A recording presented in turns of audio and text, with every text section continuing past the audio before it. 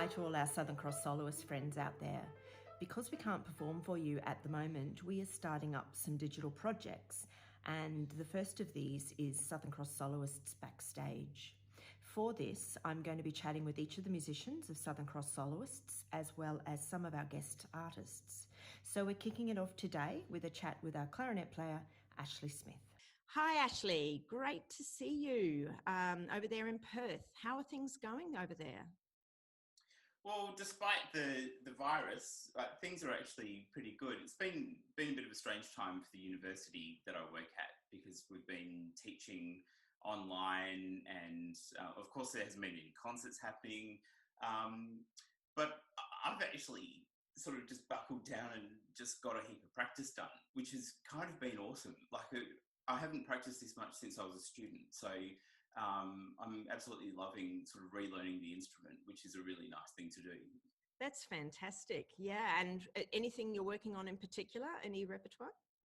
Yeah, well, there's a piece called Time and Motion Study, it's a piece that I've always wanted to learn. It's by the English composer Brian Ferneyhough, Mm-hmm. and it's probably literally the hardest piece of music ever written. I know it sounds like a silly statement, but that's the intention of the piece, was to write one of the, when you see the notation, it's absolutely crazy. And it's always been on my radar to try and learn this thing. And I've tried to do it several times in the past, but it really needs sort of this concentrated period of practice where you can be consistently working at it sort of for consecutive days in a row, which I normally just can't do when I'm on normal teaching and performing schedule. And then it took a pandemic for me to learn it. Actually, do you want me to show you? I've got the score. Sure. Okay. We're at your teaching studio at the University of WA, aren't we? Yeah, that's it. So I have everything on hand. So I don't know if you guys can see it, but that's how crazy this piece is. Oh, wow. And that's, as if anyone who doesn't know, Ashley, that's your usual colourful markings that you put all your music. Yeah, that's it. But the actual piece is a work of art in itself, like the actual notation. And so I've just had an absolute ball learning this piece, and I performed it to some of my colleagues last week, and I can't believe I've done it actually. I can't wait to start playing it normally, because it's an absolute ripper piece of music. I think lots of people have been doing a lot more unusual things because of the restrictions. It's almost like we've all found a way to keep going, and look at I secretly had a bit of anxiety because I really wanted to learn it, that the things would open up too much and I wouldn't get enough time to learn it. But now that it's over, the pandemic things can go back to normal now that I've learned it. Exactly. But being very selfish. I've had to we're doing this meeting by Zoom, and before the pandemic, I'd never really used Zoom. I'd never wanted to use Zoom. And now I'm doing meetings every other day on Zoom, which is wonderful, because you don't even have to, leave your living room. So that's cool. What have you done with what skills have you, beside the Ferneyhough, have you sort of started to work on now that the pandemic's been on? Yeah, well, actually, Zoom has been a big thing, especially at the university, because I have to still be in touch with sort of lots of different aspects of the university. The beautiful thing about Zoom is that you're sort of there straight away, and that as soon as the meeting is over, I'm out of there. I just close the laptop. And, yes, exactly. There's none of this elongating meetings anymore. Things are efficient and short and sharp. I absolutely love it. I've been happy because I'm not battling the traffic and trying to find a park whenever I have a meeting. Yeah. So from that perspective, I think it's been pretty cool. But besides practicing in the Ferneyhough, you recently you finished your doctorate, correct? Yes. Yeah, that's so right. You're officially Dr. Ashley Smith. Yeah, as of about a month now. And some of the audience members might know it's sort of a bit about my journey with my doctorate. It's been a long one. It's taken me, and all the ins and outs of it, Tania. It's taken me about 6 years just trying to write this paper while working at the university and performing and doing Southern Cross and everything, I was actually in lockdown before lockdown happened. Tanya will remember, I completely, over November, December, January and February, I literally took myself away. I went down south for periods of days and did everything I could just to completely isolate myself, because I needed the headspace just to not think about anything else and to finish off the writing of this paper that I've written. And you gave up your mobile phone too, didn't you? Yeah, I gave up everything. Email, phone, and it worked. It was a lot of people sort of talk about the last few months of the doctorate where you're really are doing a huge volume of writing and editing, as you kind of have to go into a bit of a strange place. But at least it's done. I can't tell you how happy I am. Yeah, no, it's good. But did you have phone withdrawal symptoms, or not? Did you feel a bit isolated, not being able to get on? No, do you know what? It's kind of a really beautiful thing. It's like practicing. You know how when you practice, it's actually a form of meditation. Yeah. And especially because I actually really loved my doctorate. That was the reason why it took me so long, is that I was so invested in it that I didn't want to hand in a piece of rubbish. Yeah. And I actually loved the process of just the music that I was analysing. I loved the process of just sitting down and trying to nut this thing out. And it is. It's nice to sort of get in touch with that side of your brain where you are just concentrating at that level for a really long period of time. You definitely can't sustain it though. You can't be there all the time. But it's kind of like the real world. You can't be in the real world all the time. You've got to sort of step back and take things easy as well. Yeah, that's right. Yeah, but it was nice to be there for a little while. Yeah, so you were well practiced up when we all had to go into lockdown.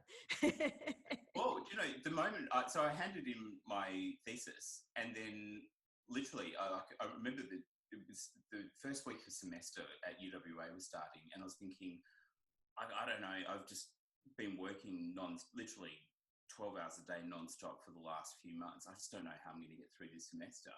And then lockdown happened. And then it's the natural world imposed something on that just sort of made my life rebalance itself. I think, for everyone, it's been an opportunity to rebalance, hasn't it? Yeah, absolutely. Yeah, really. I mean, I'm really grateful in that way that I didn't realize how crazy my life was until I got to sort of slow down and, Yeah, I seriously hope the world takes a message from this and does just slow down. It's just ridiculous. If you think of the amount of air travel and car travel that is just totally unnecessary that we're doing when things like Zoom exist. Exactly. I think it's time that we sort of stepped back and sort of looked at things from a real perspective and worked out, okay, actually what does really need to happen in the world today and what can we cut back on?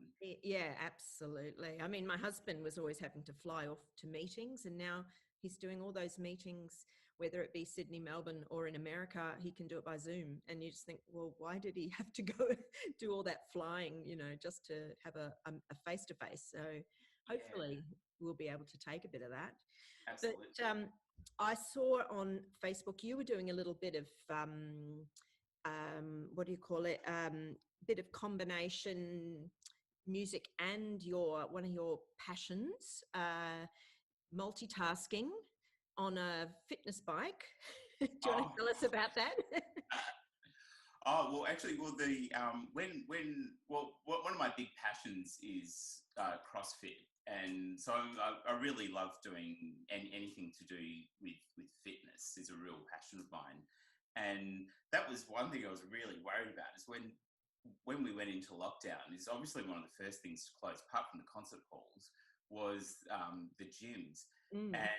And I love my gym because like my best friends go there and we just have every day I start the day in the best way imaginable. And when that's threatened, like I thought, I don't know if I'm going to get through this. Yeah. And fortunately, our gym hired out all their equipment, and so I had what's called an assault bike in my house, it's a piece of cardio equipment, which is just ruthless. Yeah. Like if you think running or rowing or sort of just riding your bike around the river is hard, wait till you get onto this thing.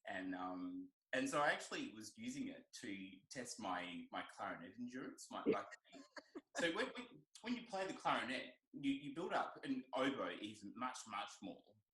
And you know this, is that you build up carbon dioxide inside your body. Is that there's it's not so much about being able to breathe in. When you play a wind instrument, is that you need the option to be able to breathe out. Yeah. It's to get rid of the dead, stale air that's sitting inside you. And so I came up with a new sort of exercise clarinet routine of playing on the bike.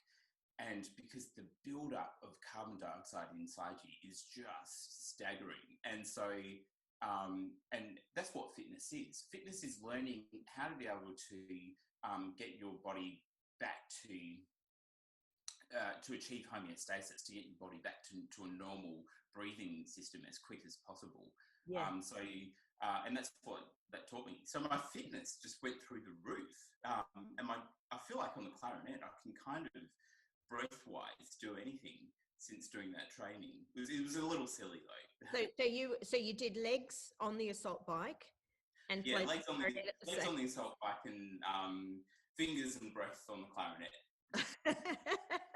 And did you have a calorie aim? Oh, I know that you take it by calories or time or yeah. So in CrossFit, everything is by calories or it's measured on time.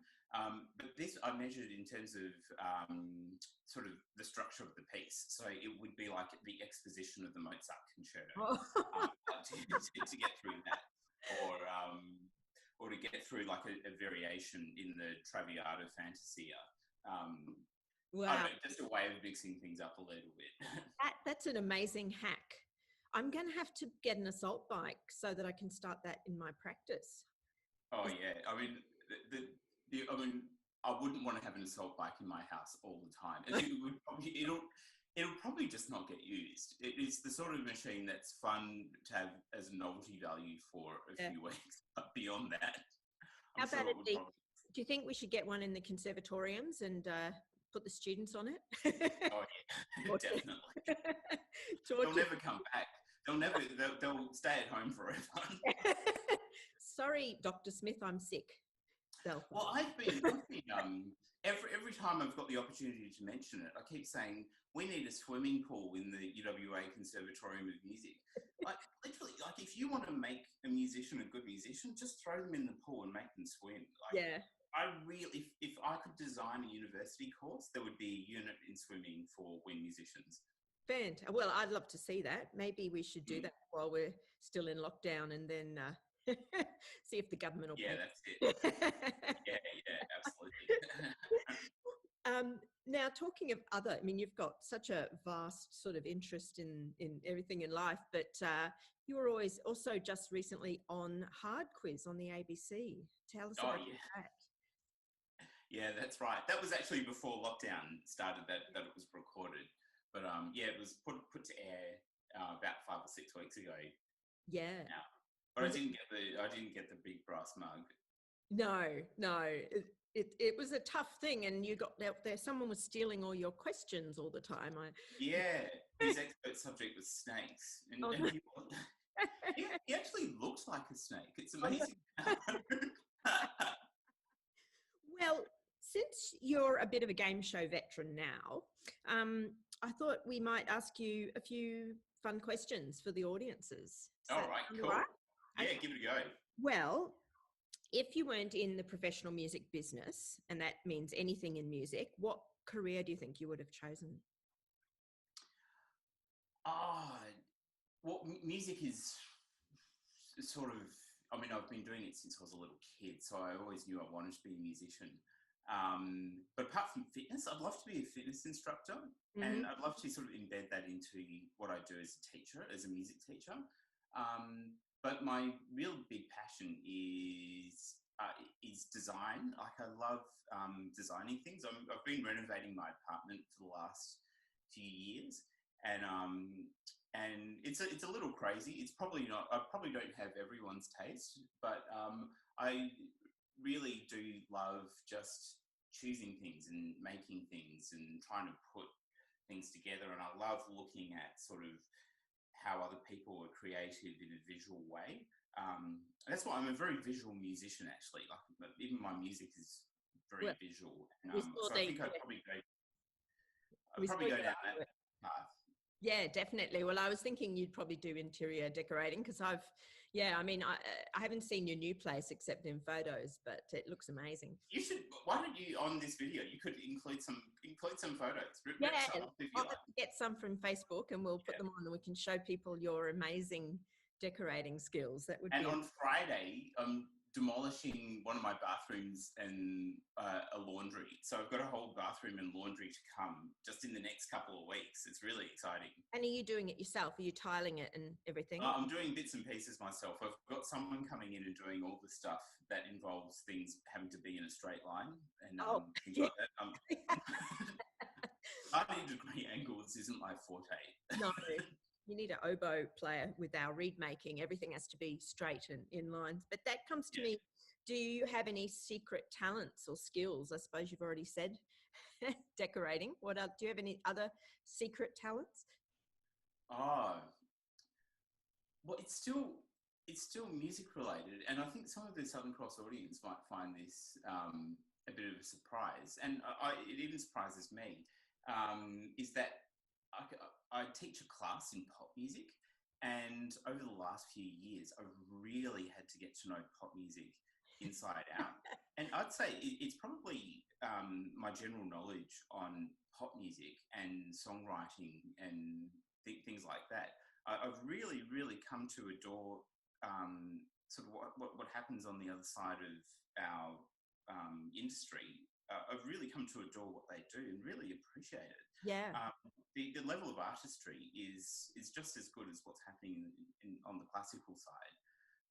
So that's it's probably the thing I talk least about with my classical friends is sort of my interest in pop music, but and it's constantly growing. So it's really good fun. Definitely, and I think we can learn a bit from them as well as they can from us, probably. Yeah, absolutely. Yeah. Well, now we've already done one life hack, which is practicing the clarinet on an assault bike for breathing practice. I love hacks. I think it's the greatest thing of the last 10 years is coming up with life hacks. Have you got any other secret life hacks that you'd like to share with us? It won't be a secret, of course, but secret life hack.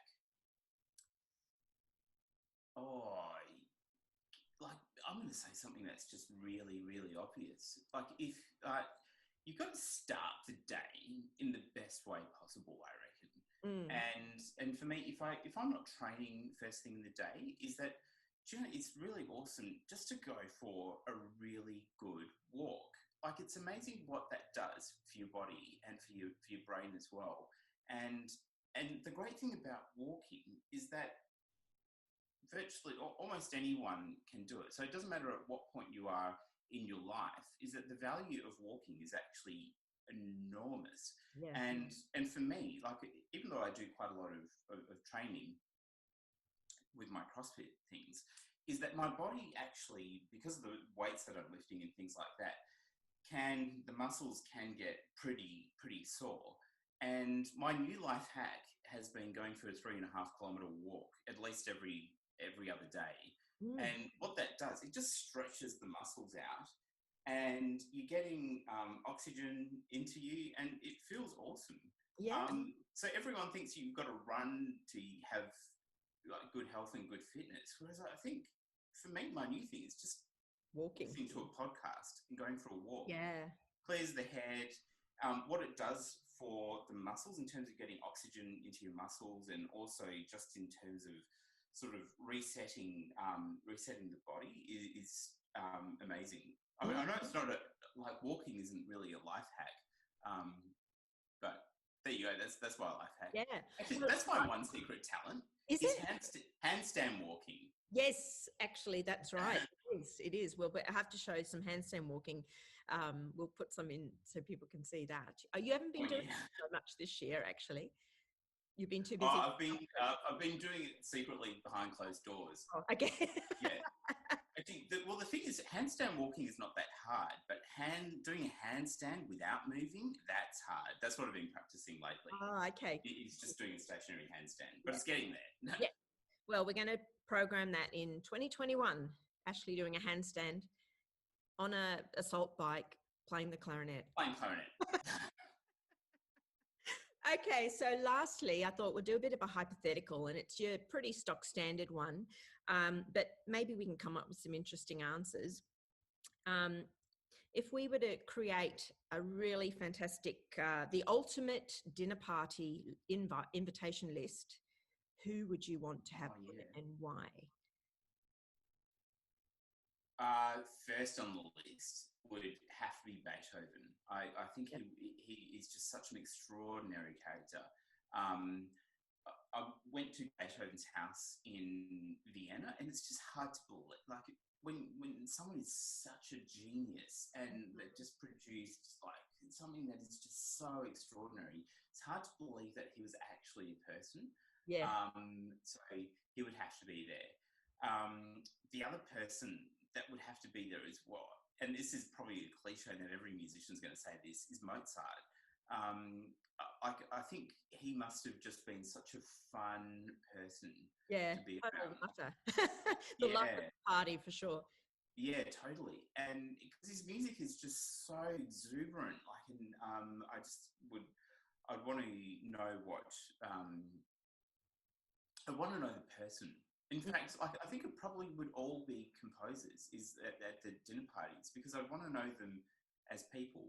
Like, it's because I play a lot of contemporary music, so a lot of the music I play is written by friends of mine, and like I know them, and so you kind of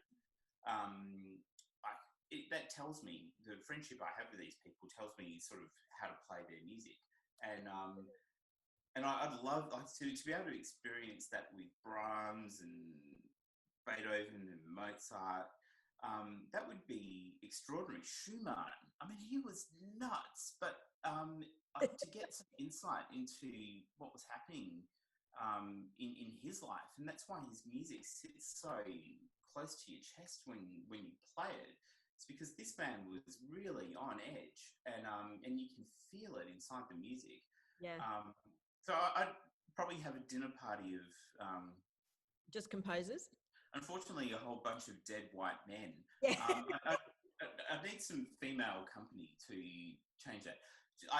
Females I'd love to meet in person. I'd love to meet Joanna Lumley in person. You know, the actress from Absolutely Fabulous? Yes. I just adore her. I think she's a really extraordinary person. And Magda Zubanski, you know, the Australian comedian. Yes. I just think she is just such a hero. Like what she's done as an artist, as a writer, and politically for Australia.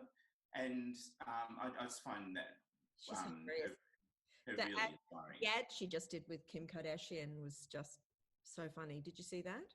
Yes. Yeah, that's it. It's really, really good fun. And what about going into the world of CrossFit? Would you have Matt Fraser and Tia Toomey, or Tia? Is it Tia Claire Toomey?